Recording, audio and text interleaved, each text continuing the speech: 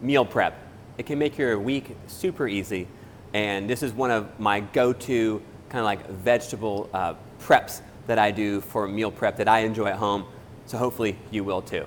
Let's get into it.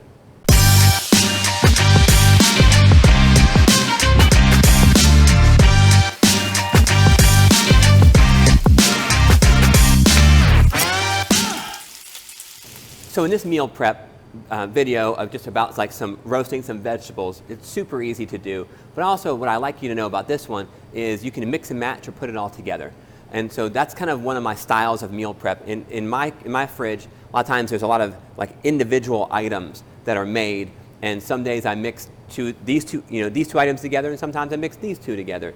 Sometimes I use this sauce, and sometimes I use that sauce to kind of give me a lot of ingredients that I can prep all in one day, and then mix and match to kind of give me different flavor profiles so I don't get bored. I think that's the main thing I hear from my friends and my wife and from customers is meal prep. It seems really daunting because you're using a lot of time to do all this food, and then it just gets boring throughout the week. So yes, that can happen if you don't kind of like throw some spice, spice it up a little bit and have a little bit of variety that you can mix and match. So that's what I like to do, and so I just wanted to give you that tip. So today, we're going to kind of roast all these vegetables a little bit, kind of roast them separately, but then they can be mixed together to like make a hash. And so this actually is a good way for you to see how to use something up in your fridge that's maybe the quality has lessened some. These green beans, they're not like bad yet, but they're on their way, and I'm okay with that because I don't like to throw things out. And so since these are on their way, we're gonna roast them. We're gonna roast them with everything else. So my green beans, I'm gonna cut them into bite-sized pieces. So I'm just gonna line them up. They don't have to be perfect. I don't like the ends, so I will pop off like the stem end if you see any of those. Right. And I'm just gonna line those guys up and just give them a quick chop. Same here. Now that one is bad. He's going in the trash. Pick that end. This one is bad. And I think what's cool, is I really want to show you like real life cooking. I mean, this happens in your fridge. You have stuff that's kind of getting close to being bad, and you don't know what to do with it. And so I want to show you that because nothing is perfect in this world. We have to learn to deal with the hand that we're dealt with and try to make it work. And also try to save some money along the way. That's one of my goals too. So I'm just going to cut those up, and I'm going to slide them into this bowl.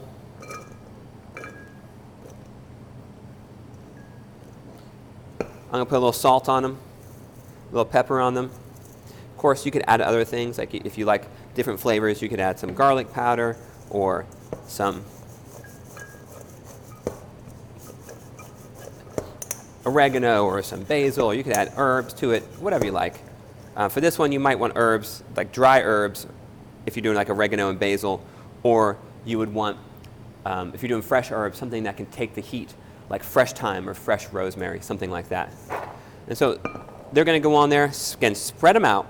Anytime I'm roasting something, I want it to be kind of spread out so that you can let the steam evaporate, and then they'll get a nice roast. If you pile them up, they're going to steam. If you spread them out, they'll roast. So that's ready. Then we're going to do the same thing with this broccolini. We're going to roast it. And so the broccolini, some of them are big. I'm probably going to cut even the stem. The stems, when they're cooked, they are fully edible. And so I'm just going to kind of break my broccolini up into some pieces. I love broccolini, so it makes a great meal prep item. It's filling too. It's got fiber to help you with digestion, and it's just a little bit more sweet and tender than broccoli itself, and that's why I enjoy it. And if you don't like the stems, you don't have to use them. These are going in the bowl, just like last time. Now, broccoli needs a little bit more oil, a little bit more fat to really get it to come out nicely. Some salt, pepper. It's going on to a sheet pan. we're gonna roast it. 2 things ready to go. So corn, super easy. You ready? Throw it on a pan. Put a little oil on it. Rub it around. Okay, a little salt. And then it's ready to go. The sweet potatoes, you wash them.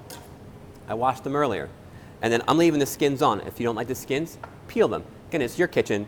You get to do what you like. But I like the skins. So I'm going to cut mine in half. Now, a little safety for you when you're cutting your sweet potato. Sweet potatoes are big, they're round, and they're dense. So the goal is to get the tip of this knife down to the cutting board as fast as you can for safety. So I'm kind of cutting in, getting it down there. So now I've got some stability and can use leverage to finish it off. And these guys, I'm just going to cut them in like about 1-inch thick pieces, right? And we're going to cube them up. I like them to be a little bit bigger because they'll retain moisture on the inside and be nice and sweet on the inside, but then have a crunch on the outside from the roasting process. So again, with your knife, if you try to cut with the front end of the knife, it's a little hard. So you want to use more of the back end of the knife here, and kind of get that tip to the table so you have stability, and use leverage to push that through.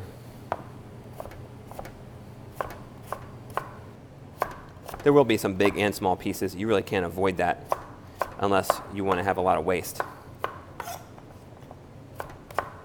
So they're ready. Oh look, same bowl. Beautiful. Especially if you're the one doing dishes. Bet you can guess what we're going to do. A little bit of oil, salt, just a little bit of pepper. I don't like a lot of pepper on my sweet potatoes. And I'm going to do them until they get just a little bit of shine. Just a little bit of shine on the outside. That means you shouldn't have a pool of oil in the bottom of your bowl when you're done. You should have all the oil just on the potatoes. A little bit of shine. And I bet you the potatoes and that corn can share the same pan. So we're going to put them in the oven.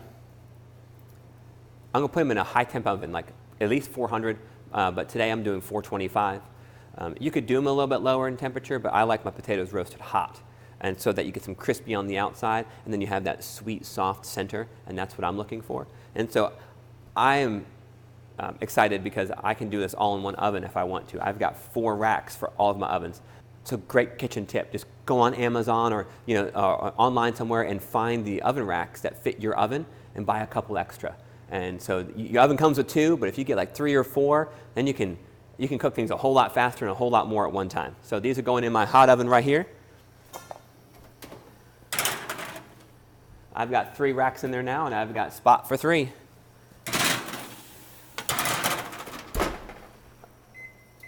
I'm going to set a 10-minute timer to check it, and then when they're roasted and beautiful, we'll put them all together. So I've got some of the broccolini that we roasted earlier. It's beautiful. So that's going in.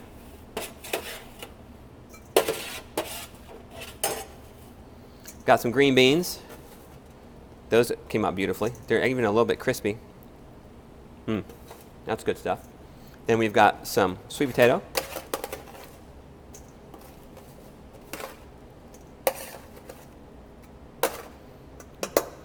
We've got some corn. We're going to take the corn off the cob, and we're going to lay the corn down, and you can cut it, turn, cut it, turn. If you want to be safe, you can stand it up too. I'm not going to lie, a lot of times I stand it up. It makes less of a mess if you lay it down. Corn's going in. Yeah, can give that a gentle toss.